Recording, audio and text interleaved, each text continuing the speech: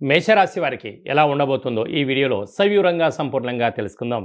మేషరాశిలో ఏ నక్షత్రాలు వస్తాయనగా అశ్విని నక్షత్రంలోని 4 పాదాలు, భరణి నక్షత్రంలోని 4 పాదాలు, కృతికా నక్షత్రంలోని ఒక పాదం కలిపితే మేషరాశి.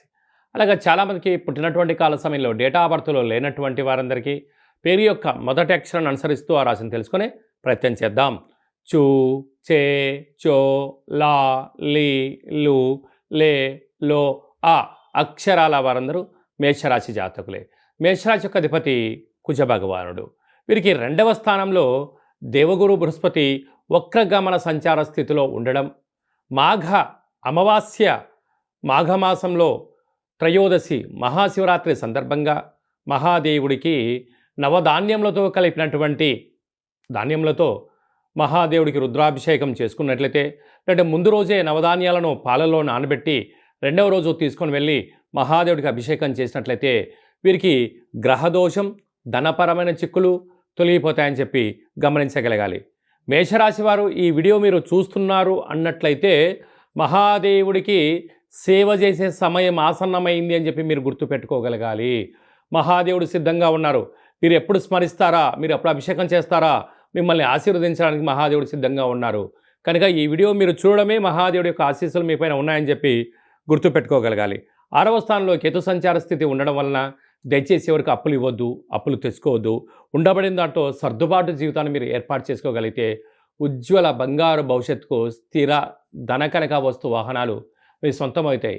కాకపోతే అద్భుతమైన యోగం ఏమిటయ్యా అనగా ఏకాదశి స్థానంలో 3 గ్రహాలు కలిపి ఉండడం. బుధాదిత్య రాజయోగం. ప్రభుత్వ ఉద్యోగ ప్రయత్నం చేసేవారికి ఉద్యోగ ప్రయత్నము, ఉద్యోగంలో ఉండబడే వారికి ప్రమోషను, మీరు ఏ ప్రాంతానికి అయితే అనుకుంటున్నారో ఆ ప్రాంతానికి ట్రాన్స్ఫర్ అవ్వడము, ప్రైవేట్ రంగాల్లో ఉండబడినటువంటి వారందరికీ కూడా మంచి ధనపరమైనటువంటి ప్రభుత్వ అధికారులతో, ఇటు తల్లిదండ్రులతో అనేక రకాలైన ప్రోద్బలం చేత ఉన్నతమైన శిఖరాలకు మేషరాశి వారు చాలా దగ్గర కాబోతున్నారు.